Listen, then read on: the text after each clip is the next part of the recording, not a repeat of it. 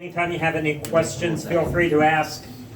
And let's start off by explaining what we have up above here. It's what's called a first-order Fresnel lens. First order being the largest of 7 sizes of Fresnel lens that were manufactured. And a Fresnel lens is a device where a series of prisms have been arrayed around a light source so that the photons, the light that is generated but otherwise wasted beaming off into space or down into the ground, instead gets refracted out horizontally, magnifying the light by about 1,600 times and making the light visible from about 26 miles away under clear nighttime conditions. But imagine yourself out on a boat 10 or 20 miles from here, and on a clear night you looked back in this direction. What would you see here? Nothing. Sorry? Rocks. Well, at night? At night, maybe not. Dark. You'd see this light, but what would this big 9-foot tall light look like from 10 or 20 miles away? Point. Tiny little dot or pointer. What's that? Dot. Yeah, I thought someone said star. Yeah, like those huge balls of blazing gas light years away up here. So how are you going to be able to tell this tiny little dot is the Point Reyes lighthouse and not mistake it for some star or another lighthouse or ship or ranch house light? How do you know it's Point Reyes and not, Sound. can't hear the sound more than a few miles away?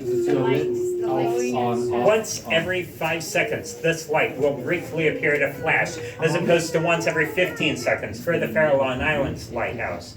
Today, with electric lights, it's not too challenging to program them to turn on and off at different rates, but back in 1870, when this tower was built, electric lights were still 9 years in the future. They would have been using a lard oil lamp here, a glorified candle, which no one wanted to blow out and reignite every 5 seconds. So the lens was designed to be divided up into multiple columns of prisms so that the light will get focused out into a certain number of distinct beams, radiating out of here like spokes from the hub of a wheel. And by spinning this big 3-ton lens around, those beams of light start sweeping around the horizon, and whenever a beam whenever a beam passes by your location, the light will briefly appear to flash, and then 5 seconds later, another beam comes by, and so on. All that makes sense? Yeah. Anyone here any good with multiplication?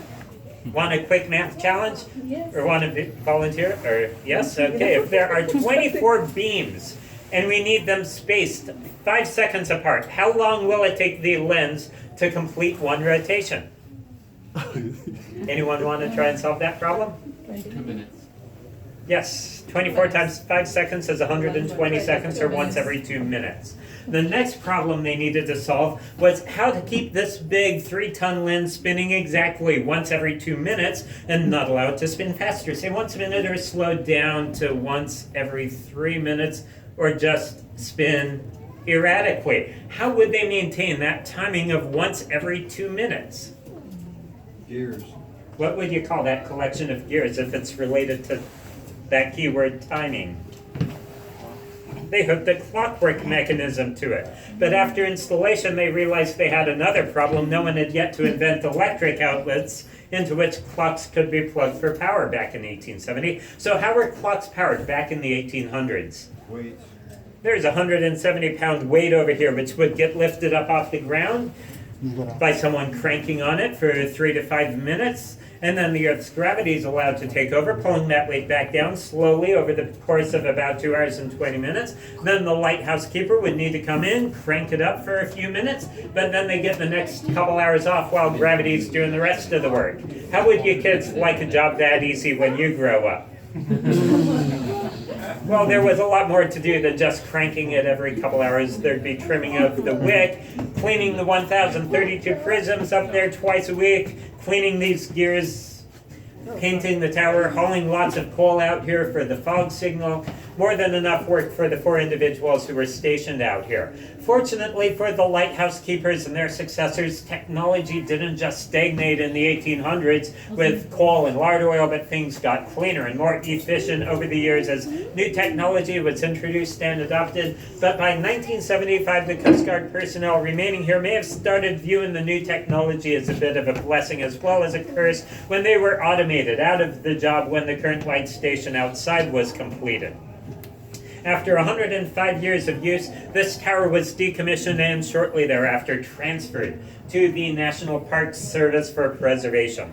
Today, this is the only lighthouse in the U.S., to the best of our knowledge, that still has the original first-order Fresnel lens still connected to the original operable clockwork mechanism in the original tower and location. So it is a very unique artifact. And if you have any questions, I'll be happy to answer them.